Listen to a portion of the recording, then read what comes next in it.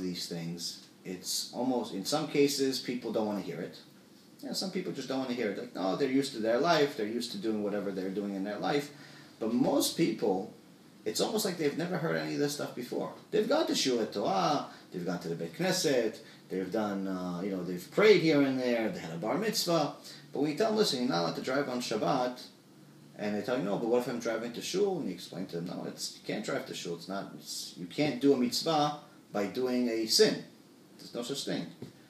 And you explain to the people what the significance of each mitzvah and what we need to do, and it's like, it's brand new. I have one guy that's been studying. I've been studying with him for about a little over a year. And before he started coming to my shulim, it was amazing.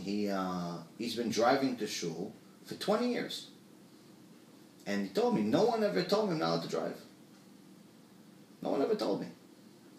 And that's unfortunately the mentality today with rabbis and with other people, that we're so concerned, especially in the United States, we're so concerned about being politically correct that we forget about being correct. We're so concerned about not turning people off and being scared that, if I tell him the truth, maybe he's not going to come back, maybe he's not going to donate, maybe he's going to not like it, maybe he's going to be offended, maybe. And people start doing the cheshbon of Shamayim, they start doing the accounting of Shamayim, they start deciding, what is going to happen, as if they know the future. You don't know anything. You're just a human being. You start from a, putrid seed, and you live your life as a body, and then you go back into the ground like every other human being. The worms and maggots eat us, and then we go and Neshama leaves. That's it. We don't know anything about the future. We're not prophets. So when we decide for people of what they can handle, what they can't handle, we're trying to be mini prophets. It's not our job to be prophets. This is what Hashem wrote.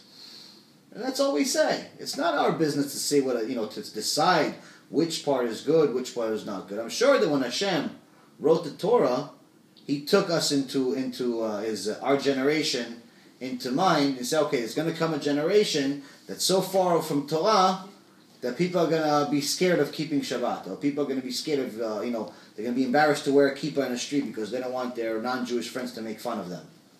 It's going to be a generation. I'm sure He took us into mind. He created the heaven and the earth. I'm sure He took us into mind. It's not our job to decide for people what they can handle, what they can't handle. With the basics. Now, of course, there are some things that are above the basics, and you need to know how to tell people how to, things to do. If somebody doesn't know anything, you can't talk to them in a way where you pretty much tell them, listen, by tomorrow you have to keep all 613 mitzvot. Even the ones that are not relevant to us, you have to keep. You can't. It's going to overwhelm them. But you can't tell them, listen, it's okay for you to violate Shabbat openly and, because you're not ready for it. There's no such thing. You have to tell people, listen, you have to keep Shabbat. If you're not ready for it, that's your business. But at least you need to know that you need to do it. So this is just like at work. If your boss is coming to you, he says, listen, I need you to bring in $100,000 every month worth of sales. Right now, you just started. You're only bringing in $5,000 a month. So he's not going to fire you tomorrow because you didn't get to $100,000. He can't expect you to make $100,000 by your second day, or by your second week, or even by your second month. But he has to give you some type of goal that you have to aim towards. You have to get to this point. You have to know what the goal is in order for you to get there. Because if you don't know what the goal is, how are you ever going to get there? You're just a blind. It's like a chicken without a head. You have no idea where you're going.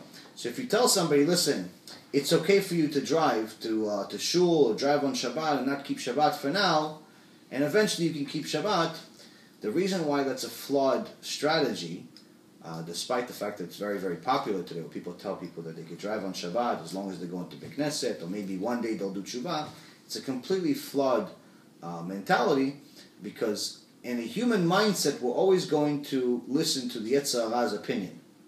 The Yetzer Hara, the evil inclination, is always going to give us his opinion.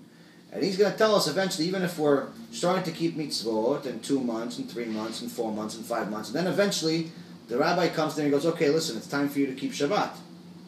He says, why? 6 months into it. Yeah, but if it was good for 6 months not to keep Shabbat, let's see what happens over the next 6 months without keeping Shabbat.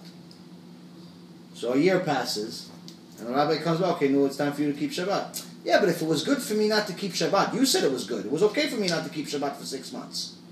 You said it was okay. I'm new. I still feel like I'm new. I know I'm doing it for you. I still feel like I'm new. So another year passes. Another year, and the next thing you know, the rabbi doesn't ask anymore. So 20 years go by, and he's still not keeping Shabbat, but he feels like he's a tzaddik, because he goes to shul. So that's why it's not our responsibility to decide for people what they can do, what they can't do. You tell them what God said, you tell them what is our responsibility, and you don't judge them if they can't do it, but you tell them, listen, this is where you need to aim towards. Be'ezrat Hashem, you get to it soon.